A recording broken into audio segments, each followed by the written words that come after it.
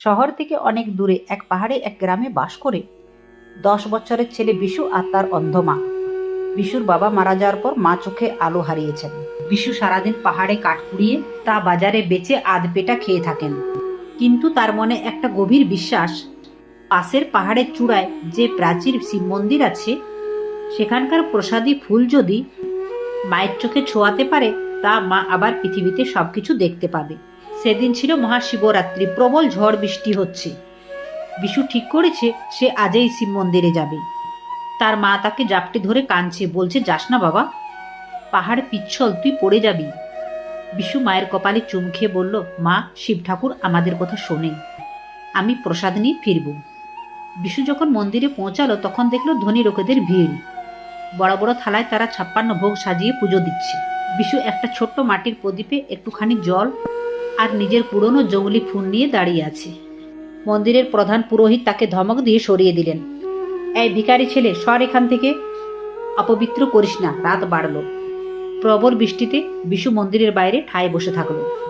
অনেক মিনতির পর সে যখন শিবের চরণে হাত ছোঁয়াতে গেল, তখন এক ধনী ভক্ত তাকে ধাক্কা দিয়ে ফেলে দিল। বিশুর কপাল ফেটে রক্ত পড়তে লাগলো। তার মাটির প্রদীপটা ভেঙে গেল, ফুলগুলো কাদায় মাখামাখি হয়ে গেল।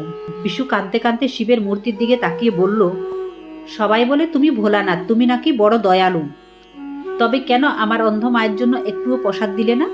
তুমিও কি বড় লোকেদেরই ভগবান?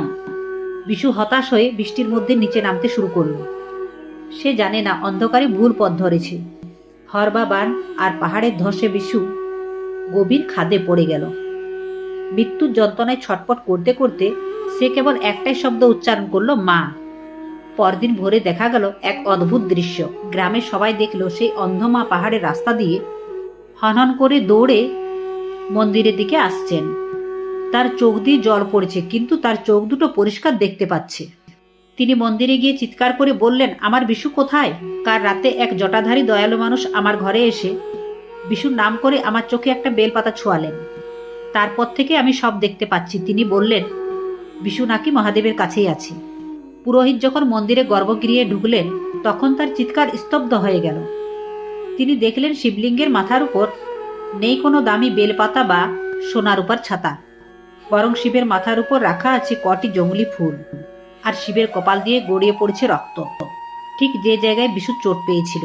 বিশুর নিথর দেহকে পাহাড়ের খাদ থেকে রক্ষা করা হয়েছে, কিন্তু তার মুখে লেগে আছে এক স্বর্গীয় হাসি।